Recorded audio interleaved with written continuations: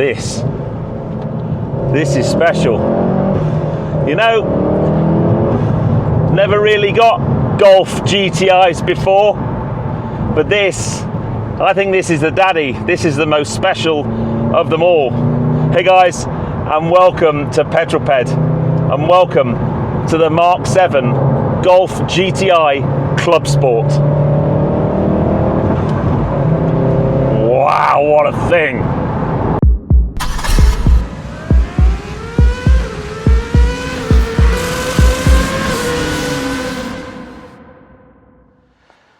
Now I guess if you clicked on this video to watch it, there's a good chance you could be a bit of a Golf GTI fan.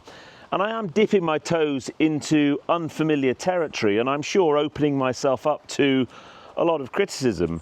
And I'm going to start off by saying, up until 18 months ago, I'd never driven a Golf GTI. They never really did it for me. I'd driven an early Mark 1 Golf GTI on the channel a few years ago, but that had been heavily modified. But yeah, about 18 months ago, I drove a Mark 8 Golf GTI, and it redefined for me my understanding of the Golf GTI, the original iconic hot hatch.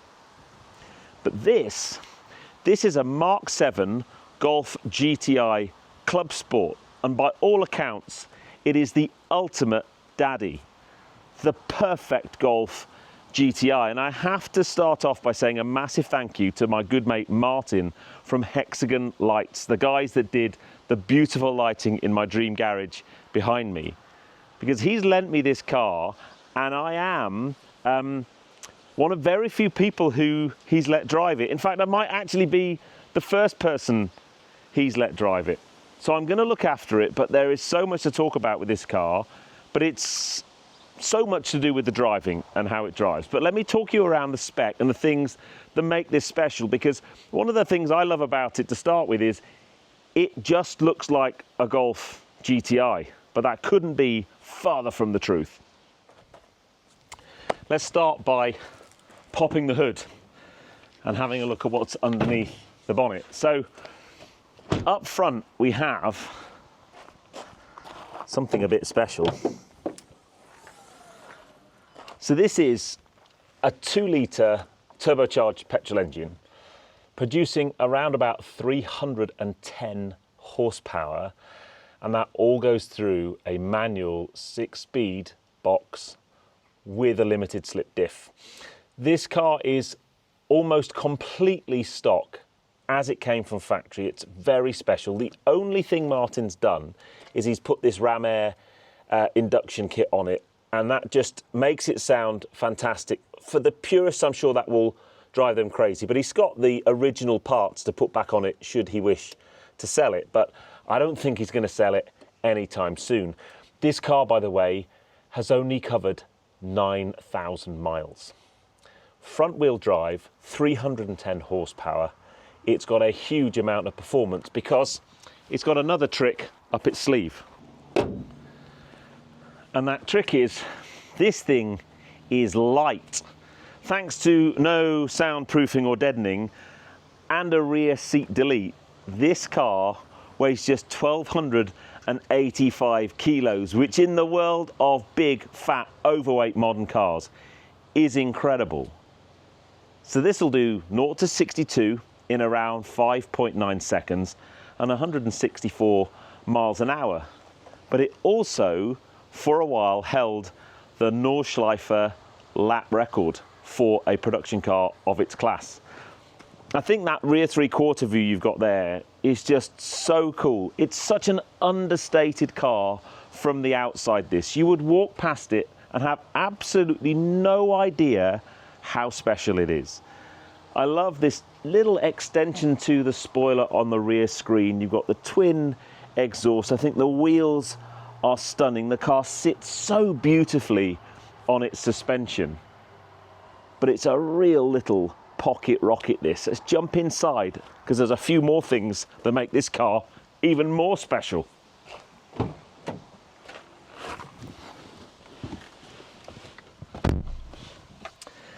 Yeah, apparently this car set a Nordschleife lap record of 7 minutes 49 seconds.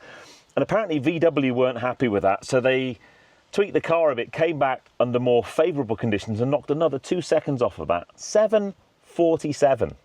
That is unreal. Talking about numbers, another important number is, and I love the fact there's a little plaque here, this is car 164 out of only 400 units made worldwide, and only 150 of those came to the UK. So I think there's a saying, these things are rare as rocking horse.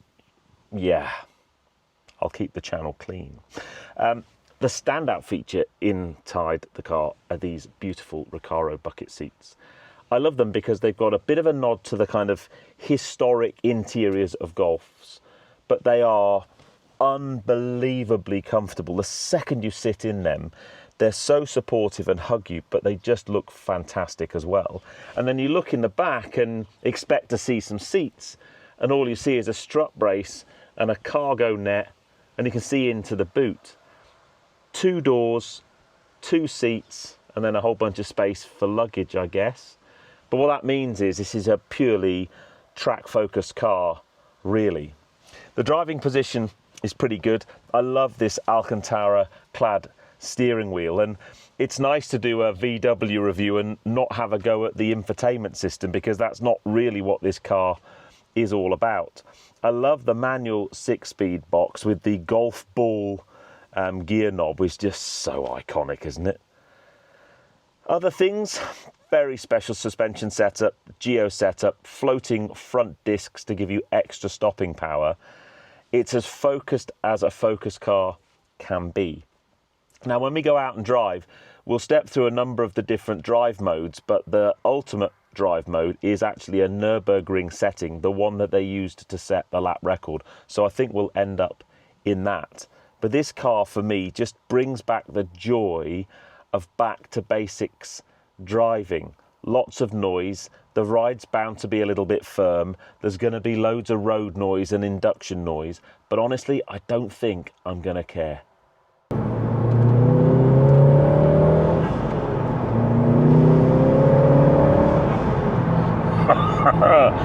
So I'm going to start off in, there's 4 different drive modes. There's a little mode selected down here: comfort, normal, race and individual. I'm in normal mode, and I just wanted to drive sensibly and just talk a little bit about this car before we find some nice roads and push on. The first thing, I think whenever you get in a car that's been set up really well, you can feel it even when you're doing like 5 miles an hour. I collected this car from Martin's offices this morning in Chichester and drove it home just a few miles. And even in the slow speeds that you drive around a city centre, 10, 15, 20, 30 miles an hour, you know this car is special just from the way it feels, the way your steering input goes in. And it's a bit like if you ever get in a high performance Porsche, when you manoeuvre those around a car park, you know they're going to be a special thing. And this has those traits straight away. I guess the first thing to say about this car is if you want comfort and a bit of performance, then you just get a standard Golf GTi. But they had around about 210 horsepower. This effectively has the Golf R engine in the front of it, but with just front wheel drive and a 6-speed manual box. It's proper punchy, and I'm expecting it to be a bit of a riot, if I'm honest. But I expected it to be horrible and crashy and noisy. And don't get me wrong, at the moment the suspension is feeling pretty firm, but it's not horrible. I know that's coming from a mini JCW owner. We're used to pretty firmly sprung cars. And then in terms of cabin noise and road noise, there's no sound deadening in this. All of that's been taken out for weight saving. There's no rear seats, so the cabin has almost like a bit of an echo to it. But that just instantly tells you that this car is going to be good fun. This car has a purpose. This car has a real personality. And I think we need to go and explore that. Now, I'm not going to spend a huge amount of time in the boring drive mode. What I am going to do is put it up into race. And this is the optimal profile for dynamic driving. I'm going to drop it down a couple of cogs, because the first character that I absolutely adore about this car is the induction noise from that. Oh, and you get a pop and a pff as you change up. Oh dear me. I've actually not done any kind of positive driving in this since I picked it up. I drove it home, I've done all my static filming. I wanted to try and get my impressions of this car on camera, and oh my days, tell you what, don't half go around corners well, and just that lift off, magical. 2016 car, before all that OPF rubbish. You're going to get great induction noise, a good exhaust, a few pops and bangs, and a lot of character. I'm coming up behind slower moving traffic, so let's just be a bit more sensible, and then we'll go and find a nice bit of road. The pedals are perfectly spaced for heel and towing. This manual box, it's just a wonderful, wonderful thing. This car's been loved and cosseted. We should have actually filmed with this yesterday, but it was like drizzly rain, and Martin was like, doesn't go out in the rain. It's never seen rain before. So luckily today is nice and dry and sunny. 9,145 miles on the clock. It's a very, very special thing. As I said, 150 of these units came to the UK, so they are a rare, rare thing. Oh, the exhaust starting to warm up. Mega, absolutely mega.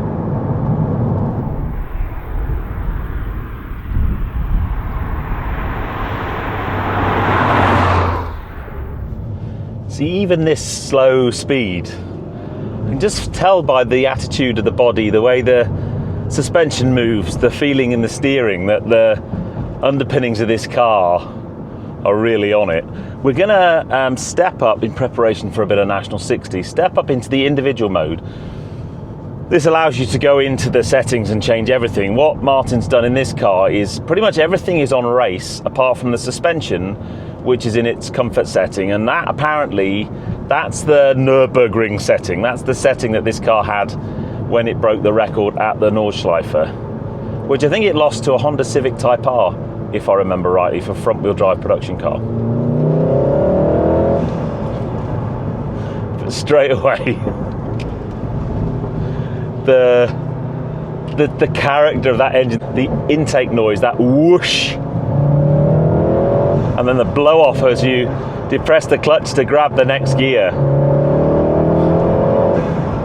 Wow, it's proper, this car. And you can just feel it's so light. I mean, it's not that much heavier than the little Alpine A110S I had in the Alps the other week, and that was light. This for a modern day hatch, unreal. And when you drive lightweight cars on roads like this, you get it straight away. The change of direction is just more immediate. They tend to float a little bit more on the bumps. You need really good suspension to stop them kind of jumping up and down. Really good.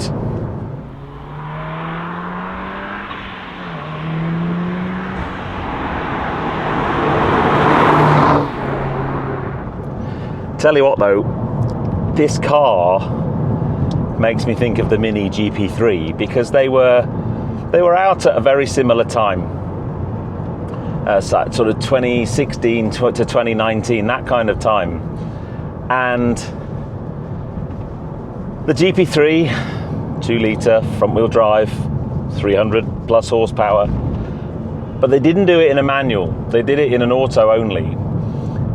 This car, front-wheel drive, 2-litre, 300 horsepower, but with a manual. And it just suits the character of the car so well, and I guess it harks back to the original whole DNA of the Golf GTi.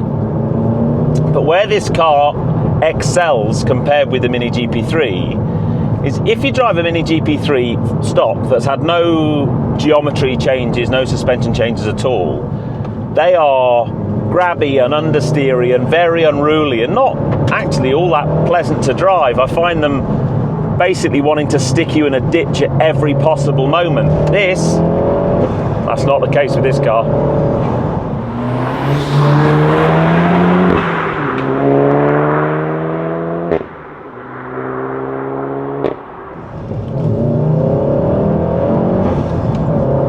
Even a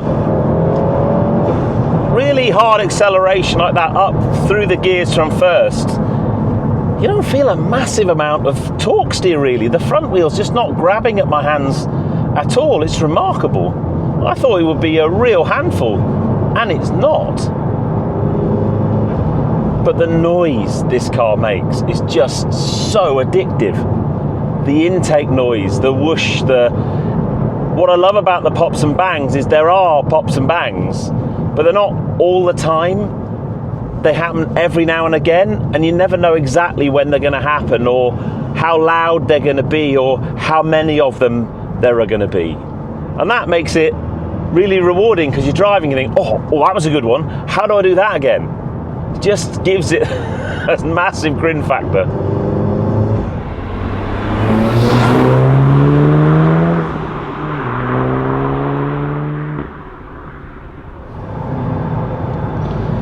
These brakes are proper as well. Floating discs, specifically made for this car. Oh, a little chirp from the turbo there as well.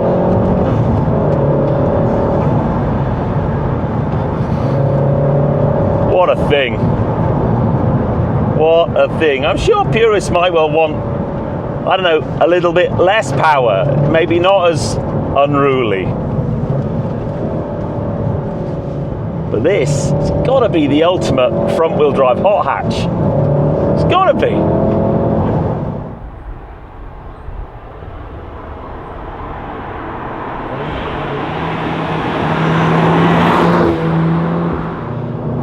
So final thoughts on this little Mk7 Golf GTi Clubsport. What a car. As I said, I've never really got Golf GTIs. They've never appealed to me. I've spent more time in Golf R's and with the four-wheel drive and more performance. I guess maybe that's more my kind of car. But this just brings it back to the pure mechanics of driving. Lightweight, manual, lovely steering. The suspension setup and geometry is sharp but not overwhelming. It's not pointy and horrible. It's just super competent. The gearbox is lovely and crisp and the changes are easy. The throttle, when you pick up the throttle, the noise this car makes is just sensational. And then with the rear seat delete and all the sound deadening out, it just adds to the drama, and you can chuck it into corners like that and you just know the car's just gonna go round them. I'm sure on a track day you probably cock the inside leg and just, oh, what a thing.